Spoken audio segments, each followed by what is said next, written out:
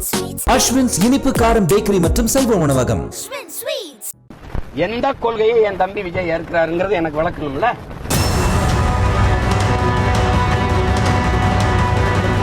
தந்தை பெரியார் குறித்த விமர்சனத்திற்கு விஜய் தான் காரணம் என சீமானே பலமுறை வெளிப்படையாக கூறிய பின்னரும் கூட விஜய் தரப்பில் இருந்து எந்த எதிர்வினையும் வராதது யோசிக்க வைத்திருக்கிறது.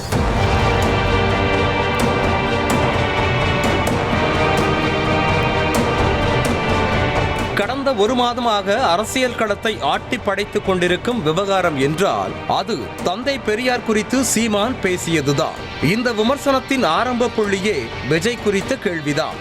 கடந்த 8ஆம் தேதி கடலூரில் பிரஸ் மீட் கொடுத்த சீமானிடம் விஜய் குறித்து தான் கேள்வி எழுப்பப்பட்டது.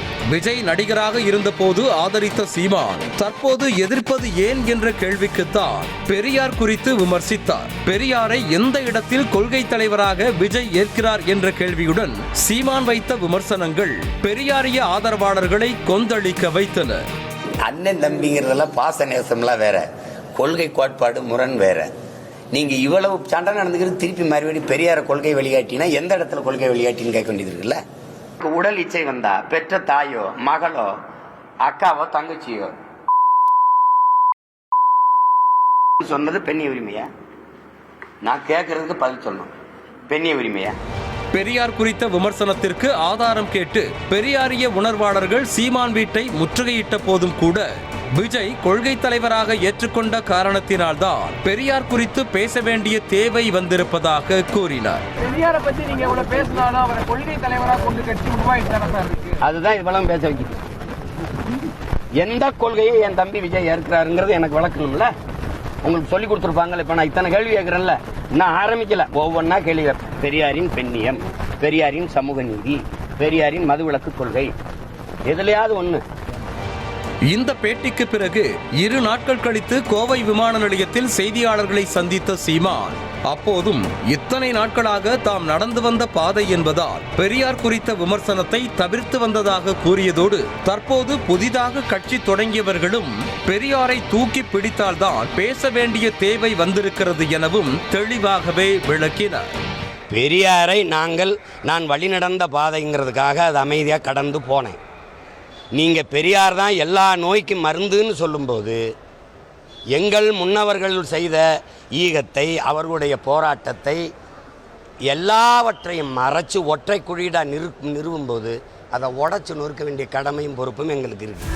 அதாவது தந்தை பெரியார் குறித்த முரண்பாடுகள் இத்தனை நாட்களாக இருந்தாலும் கூட தற்போது விஜய் கொள்கை தலைவராக ஏற்றுக்கொண்ட காரணத்தினாலே பெரியார் எதிர்ப்பை கையில் எடுக்க வேண்டிய அவசியம் இருப்பதாக சீமானே வெளிப்படையாக கூறிவிட்டார். சீமானை எதிர்த்து கருத்து சொல்லவில்லை என்றாலும் குறைந்தபட்சமாக கண்டனம் கூட விஜய் தெரிவிக்காதது ஏன் எனவும் வினா எழுகிறது. பெரியாரை விஜய் முன்னிறுத்துவதன் மூலம் பெரியார் குறித்து நிறைய பேர் படிக்கக்கூடும் என்ற நிலையில் அதனை எதிர்த்து சீமான் இவ்வளவு விமர்சனம் வைக்கும் போது விஜய் வேடிக்கை பார்ப்பதும் கட்சியினர் கூட பதிலடி கொடுக்காமல் பதுங்குவதும் எந்த விதத்தில் நியாயம் என கேள்வி எழுப்பப்படுகிறது. திராவிடமும் தமிழ் தேசியமும் ஒன்றுதான் என முதல் மாநாட்டில் பேசிய விஜயை லாரியில் அடிபட்டு செத்து விடுவாய் என்ற அளவுக்கு சீமான் விமர்சித்த போதும் கூட விஜயிடமிருந்து எந்த பதிலும் வரவில்லை. அப்போது நடைபெற்ற செயற்குழு கூட்டத்தில் சீமானுக்கு எதிர்வினையாற்ற வேண்டாம் என நிர்வாகிகளுக்கே விஜய் அறிவுறுத்தியதாக செய்திகள் வெளியாகின. இப்படி இருக்க தற்போது பெரியார் குறித்த விமர்சனத்திற்கும் சீமானுக்கு எதிர்வினையாற்றாமல் விஜய் மௌனமாக இருப்பது பல யூகங்களுக்கு வழிவகுத்திருக்கிறது. கொள்கை தலைவரை மக்கள் மத்தியில் கொண்டு செல்ல வேண்டும் என மாநாட்டில் உரையாற்றிய விஜய் தாம் பேசியதை மறந்துவிட்டு கொள்கை தலைவரை விட்டுக் கொடுத்து விட்டாரா என்ற வினாவும் எழுந்திருக்கிறது. So my dear friends, உங்ககிட்ட ஒரு தனிப்பட்ட வேண்டுகோள். மத்தவங்க பின்னாடி மத்தவங்க கூட நிக்கிறவங்கள பார்த்து சொல்ற மாதிரி நம்மள பார்த்து யாரு விசில் அடிச்சாங்க குஞ்சுன்னு சொல்லிடக்கூடாது. நம்மளுடைய கொள்கை கோட்பாடுகளையும் வழிகாட்டி தலைவர்களையும் மனசுல நிறுத்தி நாம செயல்படுறத பார்த்து இவங்க வேகமானவங்க ஆனா விவேகமானவங்கன்னு சொல்லணும்.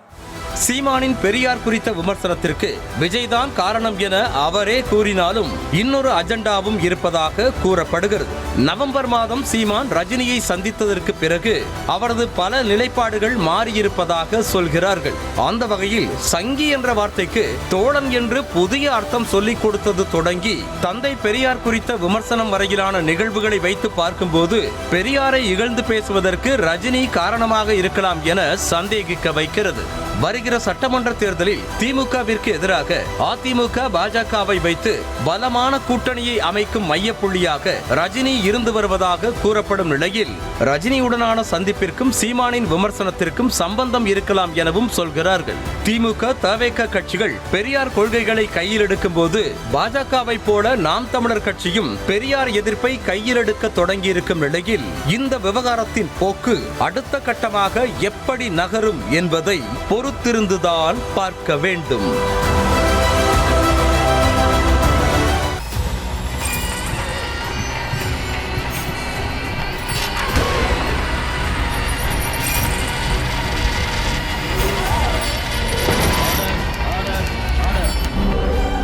நிகழ்தகவு குற்றங்களின் மறுபரிமாணம் நாள்தோறும் இரவு 10 மணிக்கு இணைந்திருங்கள் நமது நியூஸ் தமிழ் தொலைக்காட்சியோடு.